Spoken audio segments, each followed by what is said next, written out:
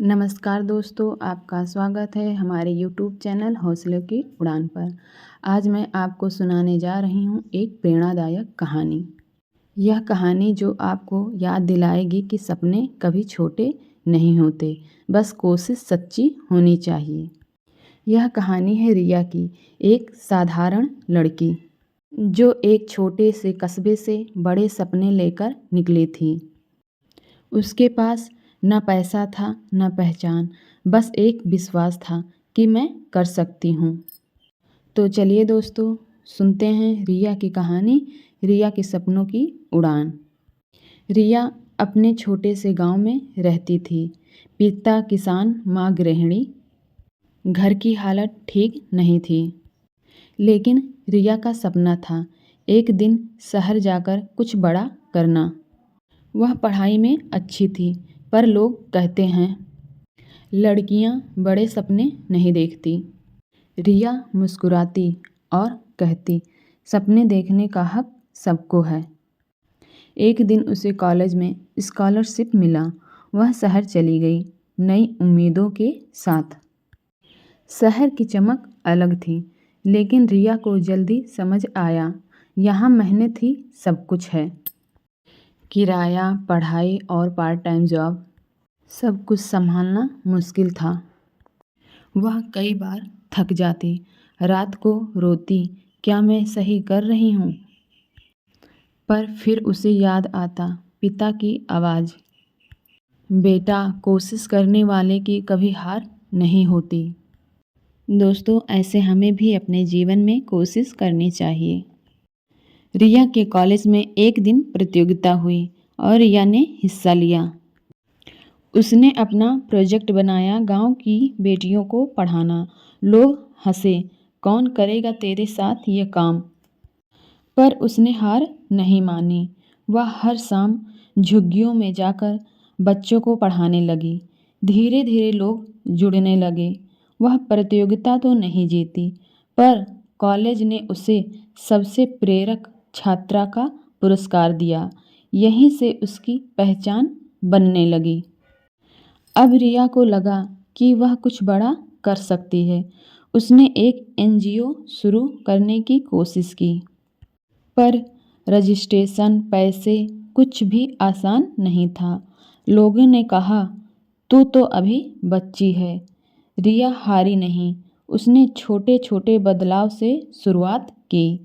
दोस्तों, ऐसे हमें भी अपने जीवन में छोटे छोटे बदलाव से शुरुआत करनी चाहिए। रिया ने पहले 10 बच्चे को पढ़ाना, फिर 20, फिर 50। कई बार सब कुछ छोड़ने का मन हुआ, लेकिन एक छोटी लड़की ने कहा, दीदी, मैं बड़ी होकर टीचर बनूंगी। रिया मुस्कुराई, यही मेरी जीत है। अब उसे समझ में आ गया था कि लोग तब तक विश्वास नहीं करेंगे जब तक तुम खुद पर विश्वास नहीं करती। उसने हर एक दिन डायरी में लिखा, मैं कर सकती हूँ। ऐसे हमें भी खुद पर विश्वास करना चाहिए। धीरे धीरे उसने टीम और प्रोग्राम शुरू किया। वह गांव-गांव जाकर बच्चियों को जागरूक करती। लोगों का नज़रिया बदलने लगा। रिया की जिंदगी में असफलता का सामना। एक दिन उसके एनजीओ का फंड बंद हो गया। टीम टूट गई। रिया निराश हो गई। वह बोली, शायद मैं सच में कुछ नहीं कर सकती। तभी रिया की माँ का फ़ोन आया। रिया की माँ बोली, बेटा, पेड़ पर फल आने से पहले तूफान जरूर आता है। तू तो खुद वो पेड़ है। उस रात रिया ने रोकर कहा, मैं फिर से शुरू करूँगी। और अगली सुबह वह पहले से ज़्यादा मजबूत थी। दोस्तों, ऐसे हमारे भी जीवन में असफलताएं आती रहती हैं। हमें उसका सामना करना चाहिए और अगली सुबह पहले से ज़्यादा मजबूती के साथ आगे बढ़ना चाहिए। अब रिया की ज़िंदगी में नया सवेरा। रिया ने सोशल मीडिया पर अपना काम दिखाना शुरू किया। लोगों ने नोटिस किया। कई एनजीओ ने हाथ मिलाया। अब उसका छोटा सा सपना आंदोलन बन गया था। अब सैकड़ों लड़कियां उसकी प्रेरणा से पढ़ाई करने लगीं। एक दिन उसे टीईडीटेल के लिए बुलाया गया। स्टेज पर खड़ी रिया ने कहा, मुझे रास्ता नहीं मिला, मैंने खुद बनाया। दोस्तों, ऐसे हमारे भी जीवन में रास्ता हमें नहीं मिलता, हमें रास्ता खुद बनाना पड़ता है।